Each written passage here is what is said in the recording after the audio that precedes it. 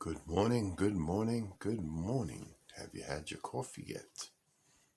I will. Today is Thursday, September 1st. You believe it? Oh man, it's been an interesting couple of years, and it'll be even more interesting as time goes on. But here we are, Thursday, September 1st. I pray that your day is starting off good. No, I take that back. I pray that your day is starting off great. And you know why? No matter what we're going through, God is with us. So it's always great. So, just a quick announcement, and that is tonight we meet at 6:30 to 7:30 for prayer time, and I encourage you and invite you, come out and join us. Come out so that we all together as a family of God can experience his presence together as we pour out our concerns to him, but also as his presence surrounds us and just changes the atmosphere. Because when he's near, everything changes. So today, what I wanted to share with you is something very brief. It's found in the book of Acts. You know the story. It's Acts chapter 6. And the church is growing. And like in anything, when there's growth, other situations arise. And as human beings, as always, have always been part of solutions and the problems, that same thing happening here. But the church is thriving in people's hearts. And one of the issues, which you know the story, a group comes up and says, hey, we're not getting treated fairly. That group is getting more food or bread than we are. And of course, human nature takes over and people start to get on sides. And the apostles say something that I found that was very interesting. No matter what happens, even in the situations that affect us, like things that will happen today that we don't know, or how the enemy will try to trip us up, but God is the one who secures our pathway. And he always directs us which way to walk. But anyway, let me read a little bit of this. It says in chapter 6, but as the believers rapidly multiplied, there were rumblings of discontent. Ooh, we still see that today, right? The Greek-speaking believers, or the Hellenistic, they were Jewish, but they were into Greek philosophy and customs, and like everything else, when you live in a metropolitan area, there's a lot of influences. Complained about the Hebrew-speaking believers. Now, both are believers, but they're complaining about each other, which is typical. Saying that they were being discriminated against in the daily distribution of food. Discrimination has no favorites. It's there to disrupt, to separate, and to cause discouragement. That's why God's love is so important. So the 12 called the meeting of all the believers.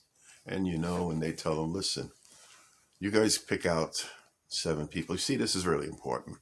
The church, the family of the church of God is important because there's decisions that come out that you have a say, I have a say, we all have a say. And I'm going to step over the boundaries here a little bit, but sometimes we think that the church is a military establishment, like the Army, Navy, Marines, Air Force. We have the top generals, and then the generals under that, and then the captains and the lieutenants.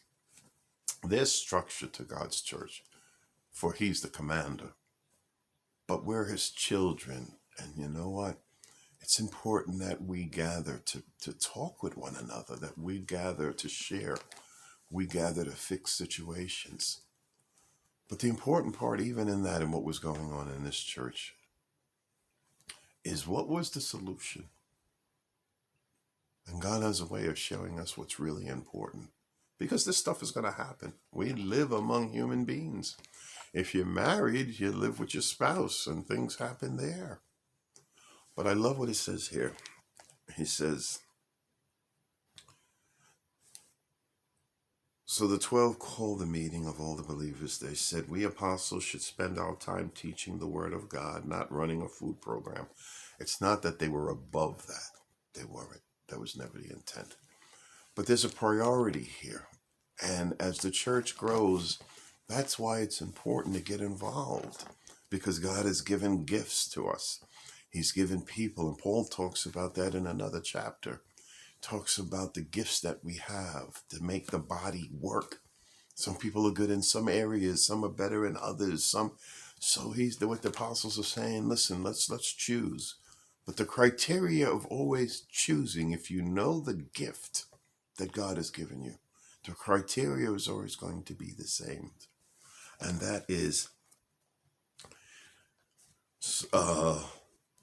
full of the Spirit and wisdom. Full of the Spirit of God and wisdom. Because with that comes all that we need to function as a unit, as one, with Christ as the head. And so what they said was so important. We apostles then can spend our time. And here is something that's always in order. And that is verse 4. There's an order here. So we can spend our time in prayer and in the Word of God. That's not just for when the church gets together. That is also for when we gather together for prayer, when you pray with your spouse. It's also important in anything that we do with God.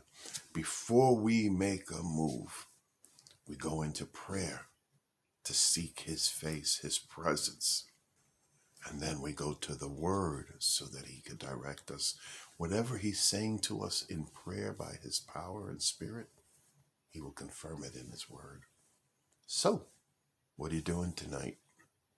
I know school's starting for a lot of people, and God bless you. We prayed that this Sunday, that everyone that's going to school, from the youngest to the oldest, would excel. And God would give them the wisdom and the fortitude to complete what they need to do. But join us tonight for prayer as we bring our concerns to God, as we worship together and pray, because we're called to pray for the situations that are happening in our lives, in our country, in this world. So I'll see you tonight, 6:30. God bless you. Have a great, great day.